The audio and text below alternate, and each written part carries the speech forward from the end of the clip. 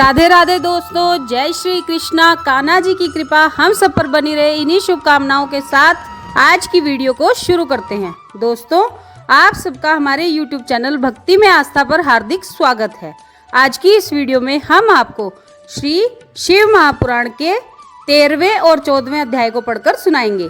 आप सबसे रिक्वेस्ट है कि वीडियो को पूरा और ध्यान से सुनिएगा। चलिए वीडियो को शुरू करते हैं। सती का प्रश्न तथा उसके उत्तर में भगवान शिव द्वारा ज्ञान एवं नवधा भक्ति के स्वरूप का विवेचन। कैलाश तथा हिमालय पर्वत पर श्री शिव और सती के विविध विहारों का विस्तार पूर्वक वर्णन करने के पश्चात ब्रह्मा जी ने कहा, मुने, एक दिन की बात है, देवी सती एकांत में भगवान शंकर से मिली और उन्हें भक्ति पूर्वक प्रणाम करके दोनों हाथ जोड़ खड़ी हो गई। प्रभु शंकर को पूर्ण प्रसन्न जान नमस्कार करके विनीत भाव से खड़ी हुई दक्ष कुमारी सती भक्ति भाव से अंजलि बांधे बोली। सती ने कहा, देव देव महादेव, करुणा सागर प्रभो, दीन उद्धार परायण महायोगिन, मुझ पर कृपा कीजिए। आप परम पुरुष हैं, सबके स्वामी हैं, रजोगुण सतवगुण और तमोगुण से परे हैं, निर्गुण भी हैं, सगुण भी हैं, सबके साक्षी, निर्विकार और महाप्रभु हैं। हर मैं धन्य हूँ जो आपकी कामिनी और आपके साथ सुंदर विहार करने वाली आपकी प्रिया हुई। स्वामिन, आप अपनी भक्त वत्सलता से ही प्रेरित होकर मेरे पति हुए हैं। नाथ, मैंने बहुत वर्षों तक आपके साथ विहार किया है। महेशान, इससे मैं बहुत संतुष्ट हुई हूँ और अब मेरा मन उधर से हट गया है। देवेश्वर हर, अब तो मैं उस परम तत्व का ज्ञान प्राप्त करना चाहती हूँ जो निरतिशय सुख प्रदान करने वाला है तथा जिसके द्वारा जीव संसार दुख से अनायास ही उद्धार पा सकता है। नाथ, जिस कर्म का अनुष्ठान करके विषयी जीव भी परम पद को प्राप्त कर ले और संसार बंधन में न बंधे, उसे आप बताइए, मुझ पर कृपा कीजिए। ब्रह्मा जी कहते हैं, मुने, इस प्रकार आदि शक्ति महेश्वरी सती ने केवल जीवों के उद्धार के लिए जब उत्तम भक्ति भाव के साथ भगवान शंकर से प्रश्न किया, तब उनके उस प्रश्न को सुनकर स्वेच्छा से शरीर धारण करने वाले तथा योग के द्वारा भोग से विरक्त चित्त वाले स्वामी शिव ने अत्यंत प्रसन्न होकर सती से इस प्रकार कहा। शिव बोले, देवी दक्ष नंदिनी महेश्वरी, सुनो, मैं उसी परम तत्व का वर्णन करता हूँ जिससे वासनाबद्ध जीव तत्काल मुक्त हो सकता है। परमेश्वरी, तुम विज्ञान को परम तत्व जानो। विज्ञान वह है जिसके उदय होने पर मैं ब्रह्म हूँ ऐसा दृढ़ निश्चय हो जाता है। ब्रह्म के सिवा दूसरी किसी वस्तु का स्मरण नहीं रहता तथा उस विज्ञानी पुरुष की बुद्धि सर्वथा शुद्ध हो जाती है। प्रिय, वह विज्ञान दुर्लभ है। इस त्रिलोकी में उसका ज्ञाता कोई विरला ही होता है। वह जो और जैसा भी है सदा मेरा स्वरूप ही है, साक्षात परात्पर ब्रह्म है। उस विज्ञान की माता है मेरी भक्ति जो भोग और मोक्ष रूप फल प्रदान करने वाली है। वह मेरी कृपा से सुलभ होती है। भक्ति 9 प्रकार की बताई गई है। सती, भक्ति और ज्ञान में कोई भेद नहीं है। भक्त और ज्ञानी दोनों को ही सदा सुख प्राप्त होता है। जो भक्ति का विरोधी है उसे ज्ञान की प्राप्ति नहीं होती। देवी, मैं सदा भक्त के अधीन रहता हूँ और भक्ति के प्रभाव से जातिहीन नीच मनुष्यों के घरों में भी चला जाता हूँ, इसमें संशय नहीं है। सती, वह भक्ति 2 प्रकार की है, सगुणा और निर्गुणा। जो वैधि शास्त्र विधि से प्रेरित और स्वाभाविकी हृदय के सहज अनुराग से प्रेरित भक्ति होती है वह श्रेष्ठ है तथा इससे भिन्न जो कामना मूलक भक्ति होती है वह निम्न कोटि की मानी गई है। पूर्वोक्त सगुणा और निर्गुणा ये दोनों प्रकार की भक्तियां नैष्ठिकी और अनैष्ठिकी के भेद से 2 भेद वाली हो जाती हैं। नैष्ठिकी भक्ति 6 प्रकार की जाननी चाहिए और अनैष्ठिकी एक ही प्रकार की कही गई है। विद्वान पुरुष विहिता और अविहिता आदि भेद से उसे अनेक प्रकार की मानते हैं। इन द्विविध भक्तियों के बहुत से भेद प्रभेद होने के कारण इनके तत्व का अन्यत्र वर्णन किया गया है। प्रिय, मुनियों ने सगुणा और निर्गुणा दोनों भक्तियों के 9 अंग बताए हैं। दक्ष नंदिनी, मैं उन 9 अंगों का वर्णन करता हूँ, तुम प्रेम से सुनो। देवी, श्रवण, कीर्तन, स्मरण, सेवन, दास्य, अर्चन, सदा मेरा वंदन, सख्य और आत्मसमर्पण, ये विद्वानों ने भक्ति के 9 अंग माने हैं। शिवे, भक्ति के उपांग भी बहुत से बताए गए हैं। देवी, अब तुम मन लगाकर मेरी भक्ति के पूर्वोक्त 9 अंगों के पृथक पृथक लक्षण सुनो। वे लक्षण भोग तथा मोक्ष प्रदान करने वाले हैं। जो स्थिर आसन से बैठकर तन मन आदि से मेरी कथा कीर्तन आदि का नित्य सम्मान करता हुआ प्रसन्नता पूर्वक अपने श्रवण पुटों से उसके अमृतोपम रस का पान करता है, उसके इस साधन को श्रवण कहते हैं। जो हृदय आकाश के द्वारा मेरे दिव्य जन्म कर्मों का चिंतन करता हुआ प्रेम से वाणी द्वारा उनका उच्च स्वर से उच्चारण करता है, उसके इस भजन साधन को कीर्तन कहते हैं। देवी, मुझ नित्य महेश्वर को सदा और सर्वत्र व्यापक जानकर जो संसार में निरंतर निर्भय रहता है, उसी को स्मरण कहा गया है। अरुणोदय से लेकर हर समय सेव्य की अनुकूलता का ध्यान रखते हुए हृदय और इंद्रियों से जो निरंतर सेवा की जाती है, वही सेवन नामक भक्ति है। अपने को प्रभु का किंकर समझकर हृदय अमृत के भोग से स्वामी का सदा प्रिय संपादन करना दास्य कहा गया है। अपने धन वैभव के अनुसार शास्त्रीय विधि से मुझ परमात्मा को सदा पाद्य आदि 16 उपचारों का जो समर्पण करना है, उसे अर्चन कहते हैं। मन से ध्यान और वाणी से वंदनात्मक मंत्रों के उच्चारण पूर्वक 8 अंगों से भूतल का स्पर्श करते हुए जो इष्ट देव को नमस्कार किया जाता है, उसे वंदन कहते हैं। ईश्वर मंगल या अमंगल जो कुछ भी करता है, वह सब मेरे मंगल के लिए ही है, ऐसा दृढ़ विश्वास रखना सख्य भक्ति का लक्षण है। देह आदि जो कुछ भी अपनी कही जाने वाली वस्तु है, वह सब भगवान की प्रसन्नता के लिए उन्हीं को समर्पित करके अपने निर्वाह के लिए भी कुछ बचाकर न रखना अथवा निर्वाह की चिंता से भी रहित हो जाना आत्मसमर्पण कहलाता है। ये मेरी भक्ति के 9 अंग हैं, जो भोग और मोक्ष प्रदान करने वाले हैं। इनसे ज्ञान का प्राकट्य होता है तथा ये सब साधन मुझे अत्यंत प्रिय हैं। मेरी भक्ति के बहुत से उपांग भी कहे गए हैं, जैसे बिलव आदि का सेवन आदि। इनको विचार से समझ लेना चाहिए। प्रिय, इस प्रकार मेरी सांगोपांग भक्ति सबसे उत्तम है। यह ज्ञान वैराग्य की जननी है और मुक्ति इसकी दासी है। यह सदा सब साधनों से ऊपर विराजमान है। इसके द्वारा संपूर्ण कर्मों के फल की प्राप्ति होती है। यह भक्ति मुझे सदा तुम्हारे समान ही प्रिय है। जिसके चित्त में नित्य निरंतर यह भक्ति निवास करती है, वह साधक मुझे अत्यंत प्यारा है। देवेश्वरी, तीनों लोकों और चारों युगों में भक्ति के समान दूसरा कोई सुखदायक मार्ग नहीं है। कलयुग में तो यह विशेष सुखद एवं सुविधाजनक है। देवी, कलयुग में प्राय ज्ञान और वैराग्य के कोई ग्राहक नहीं हैं, इसलिए वे दोनों वृद्ध, उत्साह शून्य और जर्जर हो गए हैं। परंतु भक्ति कलयुग में तथा अन्य सब युगों में भी प्रत्यक्ष फल देने वाली है। भक्ति के प्रभाव से मैं सदा उसके वश में रहता हूँ, इसमें संशय नहीं है। संसार में जो भक्तिमान पुरुष है, उसकी मैं सदा सहायता करता हूँ, उसके सारे विघ्नों को दूर हटाता हूँ। उस भक्त का जो शत्रु होता है, वह मेरे लिए दंडनीय है, इसमें संशय नहीं है। देवी, मैं अपने भक्तों का रक्षक हूँ। भक्त की रक्षा के लिए ही मैंने कुपित हो अपने नेत्र जनित अग्नि से काल को भी दग्ध कर डाला था। प्रिय, भक्त के लिए मैं पूर्व काल में सूर्य पर भी अत्यंत क्रुद्ध हो उठा था और शूल लेकर मैंने उन्हें मार भगाया था। देवी, भक्त के लिए मैंने सैन्य सहित रावण को भी क्रोध पूर्वक त्याग दिया और उसके प्रति कोई पक्षपात नहीं किया।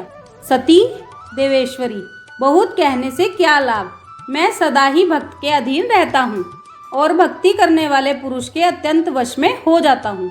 ब्रह्मा जी कहते हैं, नारद, इस प्रकार भक्त का महत्व सुनकर दक्ष कन्या सती को बड़ा हर्ष हुआ। उन्होंने अत्यंत प्रसन्नता पूर्वक भगवान शिव को मन ही मन प्रणाम किया। मुने, सती देवी ने पुनः भक्ति कांड विषयक शास्त्र के विषय में भक्ति पूर्वक पूछा। उन्होंने जिज्ञासा की कि जो लोक में सुखदायक तथा जीवों के उद्धार के साधनों का प्रतिपादक है वह शास्त्र कौन सा है। उन्होंने यंत्र मंत्र शास्त्र उसके महात्म्य तथा अन्य जीव उद्धारक धर्म में साधनों के विषय में विशेष रूप से जानने की इच्छा प्रकट की। सती के इस प्रश्न को सुनकर शंकर जी के मन में बड़ी प्रसन्नता हुई। उन्होंने जीवों के उद्धार के लिए सब शास्त्रों का प्रेम पूर्वक वर्णन किया। महेश्वर ने पांचों अंगों सहित तंत्र शास्त्र, यंत्र शास्त्र तथा भिन्न भिन्न देवेश्वरों की महिमा का वर्णन किया। मुनीश्वर इतिहास कथा सहित उन देवताओं के भक्तों की महिमा का, वर्णाश्रम धर्मों का तथा राजधर्मों का भी निरूपण किया।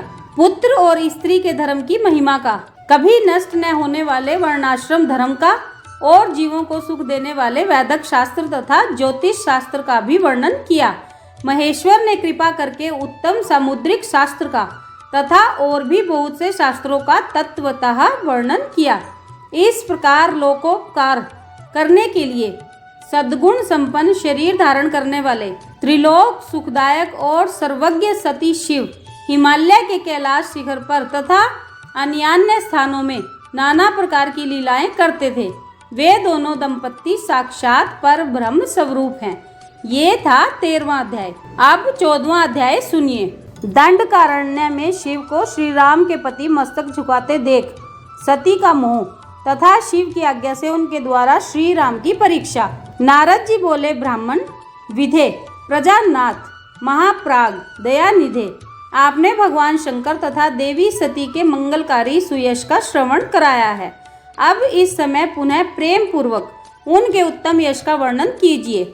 उन शिव दंपत्ति ने वहां रहकर कौन सा चरित्र किया था। ब्रह्मा जी ने कहा, मुने तुम मुझसे सती और शिव के चरित्र का प्रेम से श्रवण करो। वे दोनों दंपत्ति वहां लौकिकी गति का आश्रय ले नित्य निरंतर क्रीड़ा किया करते थे। तदंतर महादेवी सती को अपने पति शंकर का वियोग प्राप्त हुआ, ऐसा कुछ श्रेष्ठ बुद्धि वाले विद्वानों का कथन है।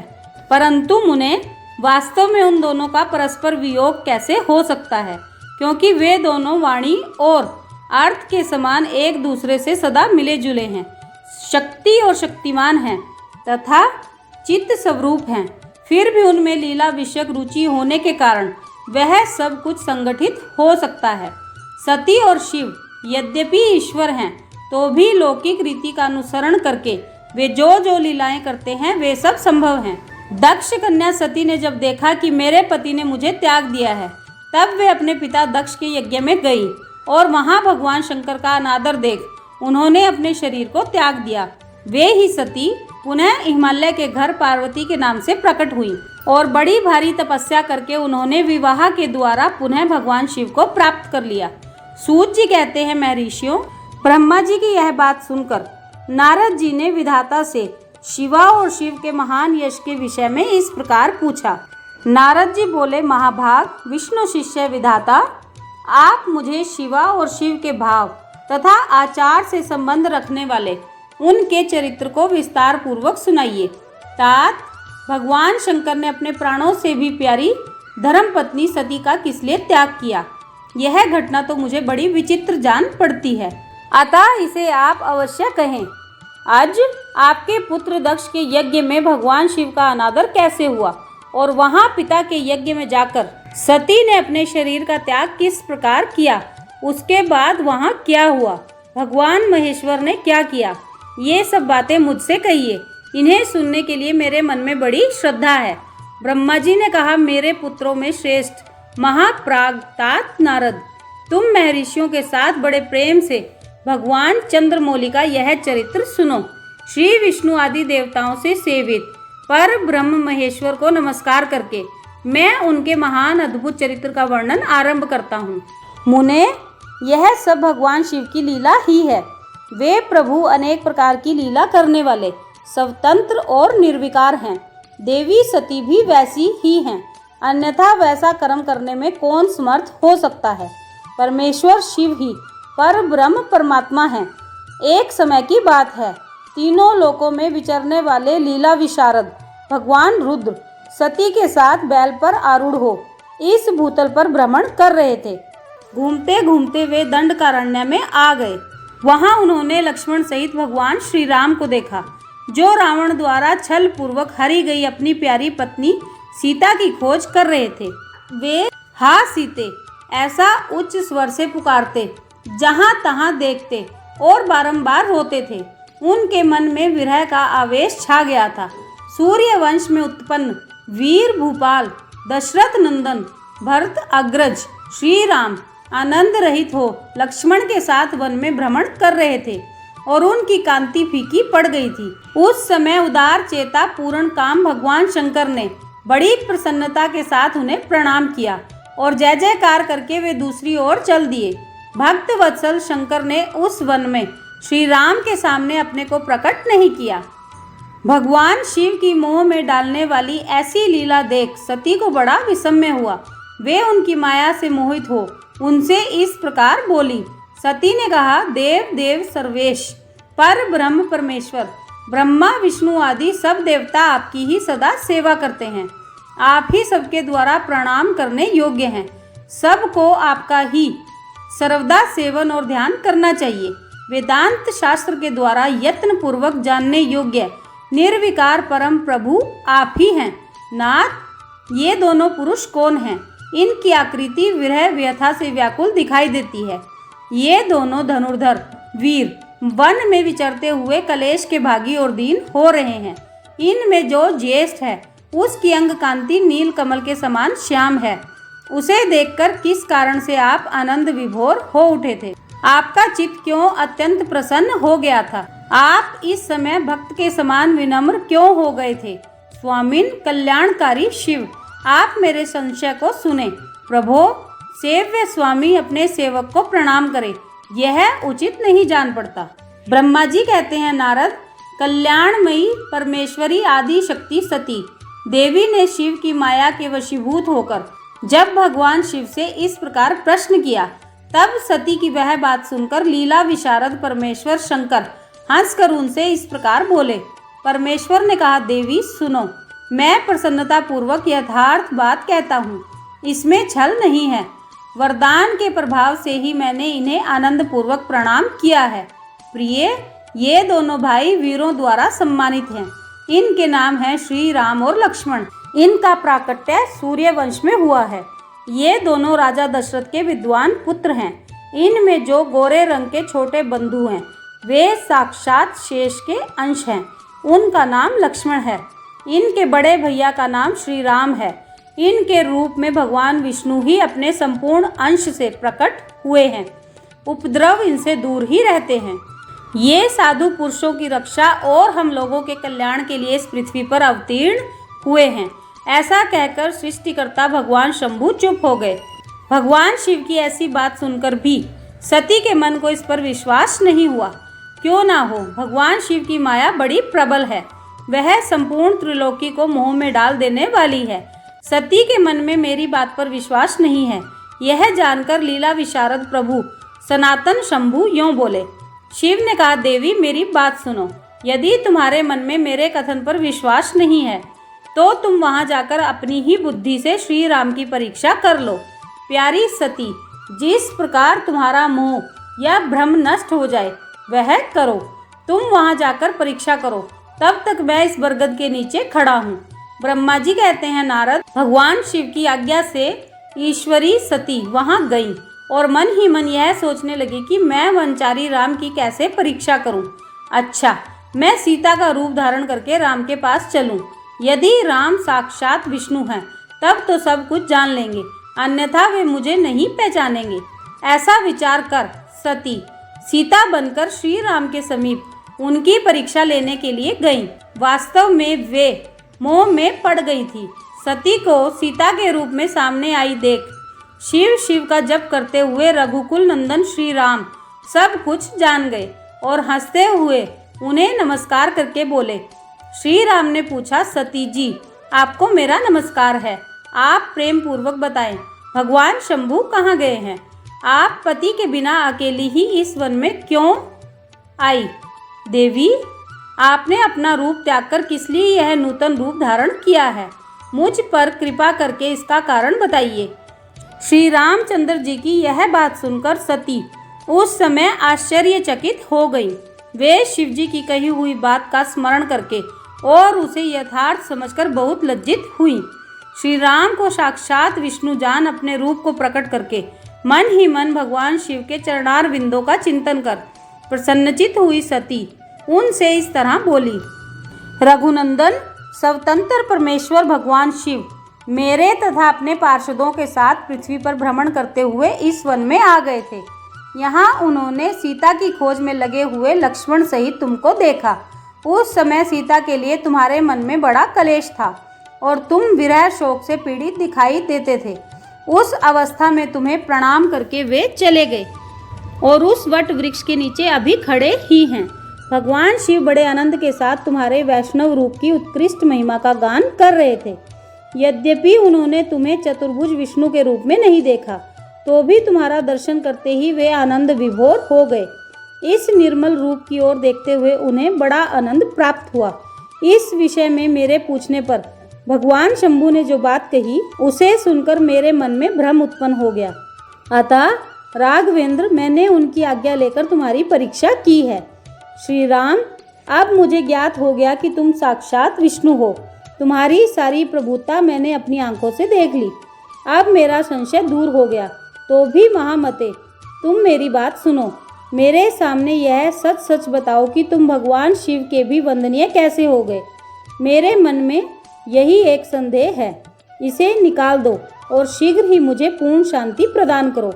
सती का यह वचन सुनकर श्री राम के नेत्र प्रफुल्ल कमल के समान खिल उठे। उन्होंने मन ही मन अपने प्रभु भगवान शिव का स्मरण किया। इससे उनके हृदय में प्रेम की बाढ़ आ गई। मुने, आज्ञा न होने के कारण वे सती के साथ भगवान शिव के निकट नहीं गए तथा मन ही मन उनकी महिमा का वर्णन करके श्री रघुनाथ जी ने सती से कहना प्रारंभ किया। ये था 14वां अध्याय। तो दोस्तों, ये था श्री शिव महापुराण की रुद्र संहिता के सती खंड का 13वां और 14वां अध्याय, जो हमने आपको पढ़कर सुनाया। आप सबने वीडियो को ध्यान से सुना, इसके लिए आपका धन्यवाद। आज की वीडियो में बस इतना ही। कल फिर मिलते हैं एक और नई वीडियो के साथ। तब तक स्वस्थ रहिए, मस्त रहिए, अपना और अपनों का ख्याल रखते रहिए और बाबा भोलेनाथ के श्री चरणों से जुड़े रहिए। राधे राधे दोस्तों, जय श्री कृष्णा, जय माता दी।